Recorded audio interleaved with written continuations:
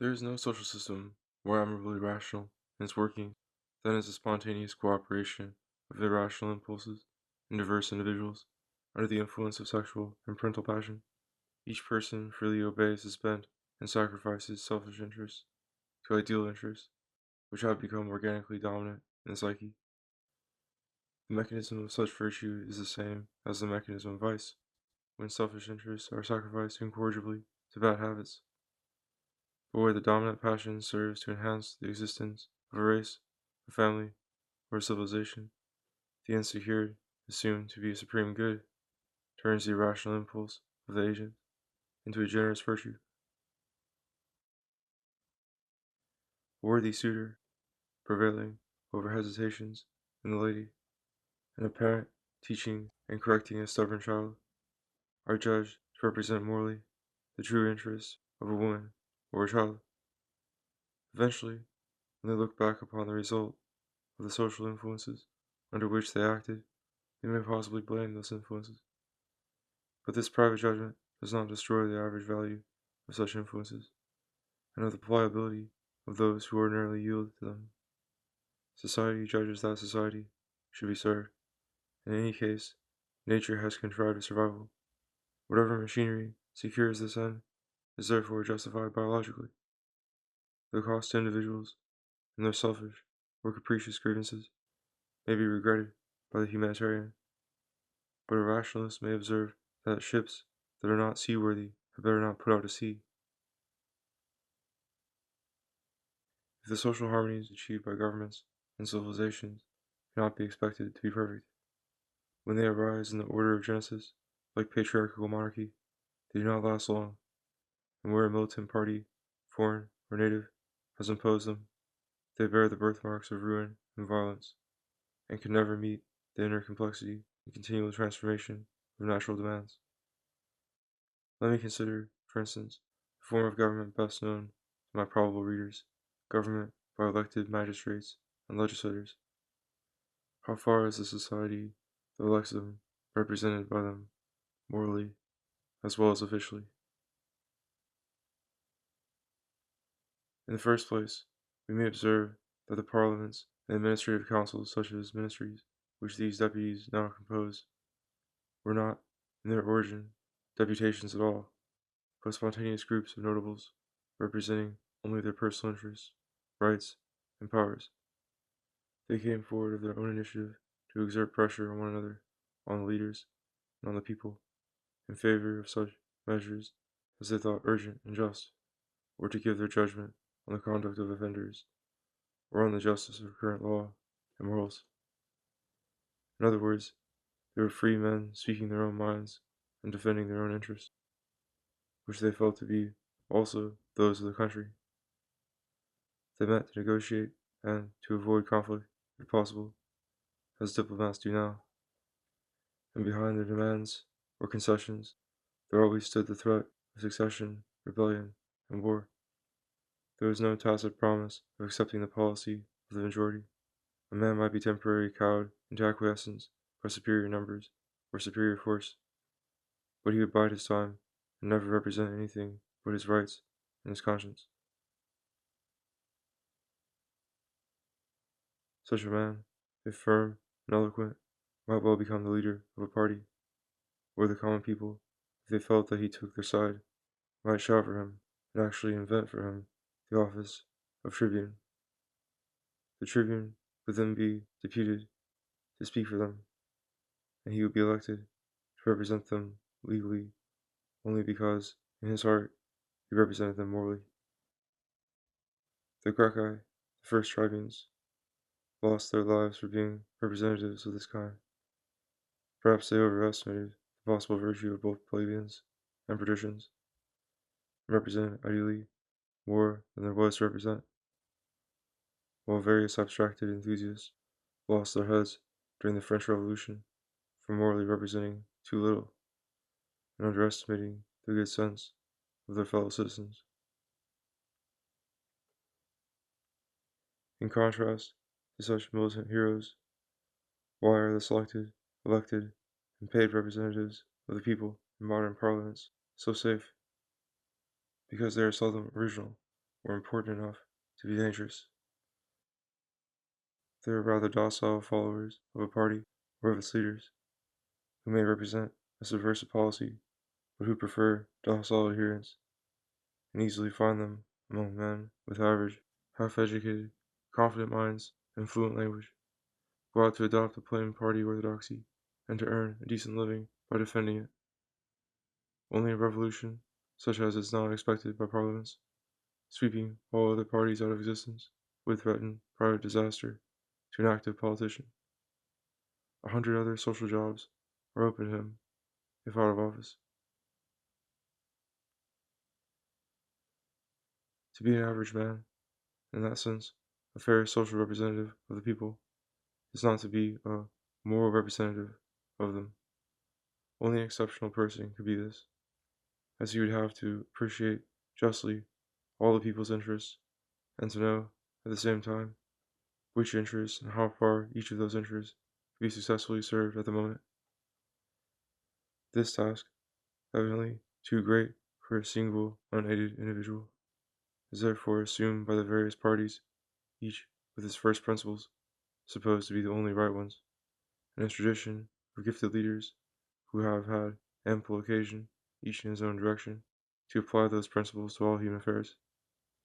It is therefore the party, rather than its elected members, that professes to be morally representative of the people. It might really be so, if the people were all animated by the same spirit, and had only the interests which one of the extant political parties was conscious of and ready to serve. This is assumed to be the case only when one party is permitted to figure in the government.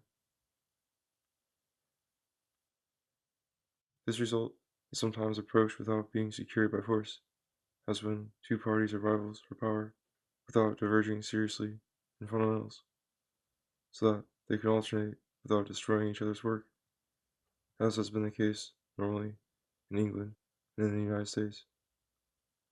Hitherto, in these countries, the two parties have represented but a slightly different balance between vested interests and social reform, so that a continuous evolution of commerce and industry was possible to the conscious satisfaction of the public at large. But whether this evolution was in the ultimate interest of the nation, not to speak of the world, was left for future historians to consider. A unanimous people governed by a single legal party will be in the same case, but all parties inherently tend to become sects and to develop an ideology in which the only right method of life and government is set down for all future time. Such a speculative sect breeds a militant faction, and the changing world is almost certainly based on illusion. Now, in the middle of the 20th century, it might seem that one, at least, of the principal parties had a solid backing in the real interests of its members, namely, any labor party that represented trade unions, since these are devoted to securing for the working people higher wages and ultimate control of industry, thus doing away with the illegitimate tax which the idle owners or shareholders levy upon it. That shareholders, who may not so much as know where their income comes from, should live on it in idleness forever is surely an anomaly. The legal right to this property hangs on traditional claims based on conquest, grants, or inheritance proper to social conditions now obsolete. Here, too, we see the danger of reducing property to the abstract common denominator called money. Suppose for a moment the natural identity re-established between those who possess the property and those who render it profitable and enjoy that profit. The hands and the managers would then divide the proceeds of their industry between them. There might be, at first, some doubt the proportions due to each, but if the industry was well established, experience would have proved how much should be assigned to the apprentices, how much to ordinary workmen, how much to experts, and how much to business directors.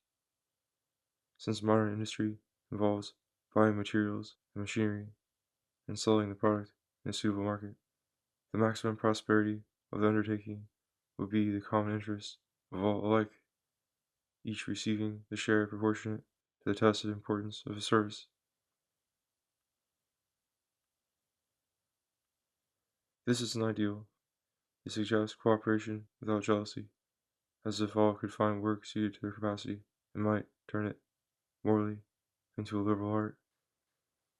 But the complexity of modern industry has rendered many of the humbler tasks trivial and monotonous, so that the workman's life is divided into empty work and empty pastime. His free life, when his wages arrive, is like that of the idle capitalist, a parasite without a function or vocation, and probably not without several vices. And this fate is probably worse. Apart from any deceitful preference for the rich man's pleasures, he is as desperate a slave to his holiday stupor as to his forced labor. The effort of social reformers to supply intellectual as well as material luxuries to the poor fails for want of roots in primary human nature.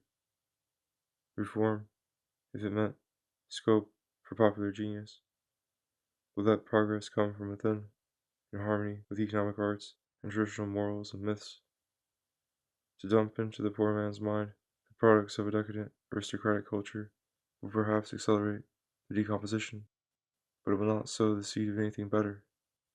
While the pagan gods survived nominally, it was in vain to multiply them, but when quite fallen and forgotten, they left an inner vacuum that the saints came to fill. The claim of manual labor to control its own practice, and even to inspire all society with its zeal and constancy, would be both just and feasible if the reward of that labor were found in its immediate products, as in domestic agriculture or in the work of artists. But unskilled laborers, whose work makes them masters of nothing except the day's or the week's wages, are like slaves without a master, with freedom to wander, but without any foothold anywhere or any assurance of finding work, and even when they find it, as its product for them is only money, the benefit of it is perpetually evanescent, and that benefit is itself ambiguous, since the occasional possession of money without thrift is a perpetual temptation. For labor really to become a school for political competence, and also for personal virtue, it must be spontaneous, on a human scale, in the object and in the strain of it, incapable of becoming, in part, liberal art. For as an art, it trains the workman to respect the nature of things, and to prosper by cooperation with it. And what better lesson would there be for the practice of government? When the nation, or the territory, to be governed, has never had moral unity, or has lost it, the government cannot be rational. It can never be an art, for the country supplies no guiding purpose to its rulers. They must live from hand to mouth in the midst of traditional and revolutionary currents. And unless a political prophet can impose a faith of his own, government must be by politicians. That has been happening in Europe under our eyes, for it is materially impossible that the proletariat should govern itself systematically. It can only flow like a swollen river wherever the suction of the water takes it, with a dumb exultancy in its mass, its motion, and its irresistible advance. But the demagogues who seem to direct it are themselves caught in the current, and can neither represent the real interests of the people nor foresee their own fate.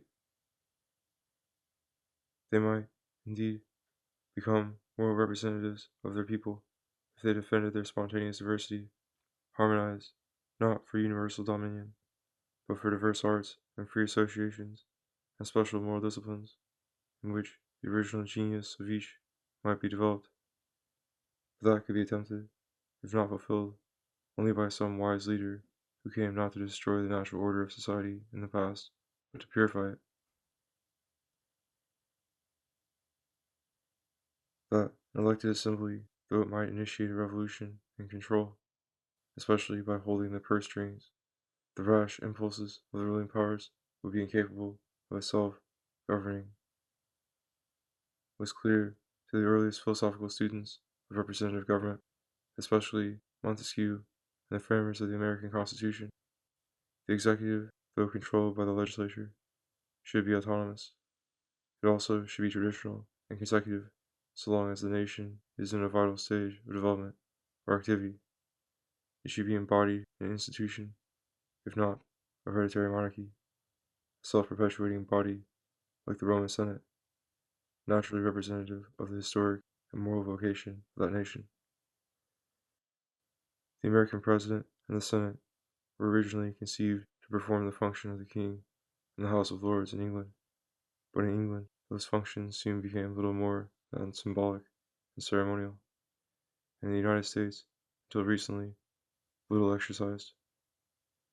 Now, however, the autonomous function of a great government has been made inevitable in the United States by its international hegemony. And international affairs will be the most important and exciting issue in the public mind. And since both President and Senate are now elected by a direct vote of the people, there is not likely to be any prolonged divergence in the House of Representatives.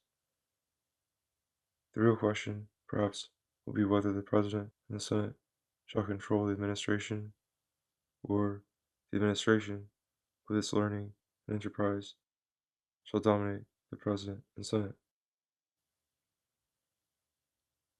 In the semi-public world of affairs, also, there is everywhere a marked tendency for initiative to pass from legislative bodies to the managers of trade unions.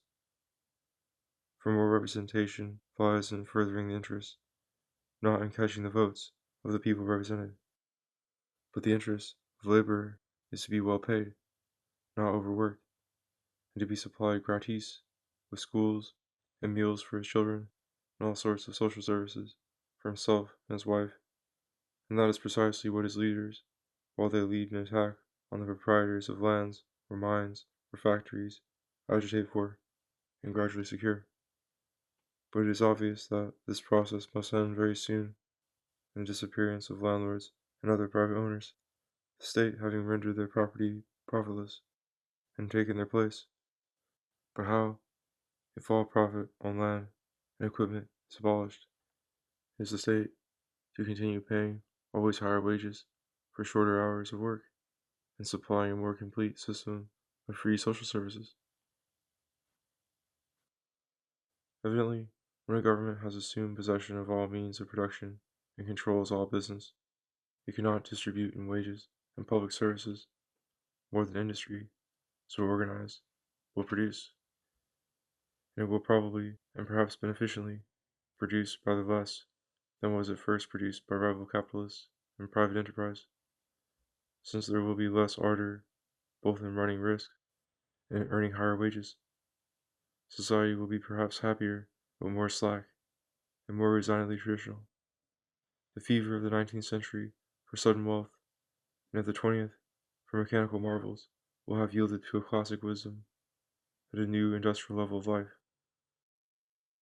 I think that such a government, if rationally guided by science and history, might prove more truly a guardian of all natural interests, and therefore morally more representative than either tribal and patriarchal or elective governments are able to be. The rulers and managers would be selected not by popular elections, but by co-option among the members of each branch of the service, as promotion normally ensues in armies, banking houses, universities, or ecclesiastical hierarchies. Rational government is an art requiring the widest knowledge and the most perfect disinterestedness. It should be steady and traditional, yet open to continual readjustments with the natural shifts of customs, passions, and aspirations in the world. Reason cannot define or codify human nature. That is the error of militant sects and factions, but it can exercise a modicum of control over local and temporal impulses, and keep at least an ideal of spiritual liberty and social justice before the public eye.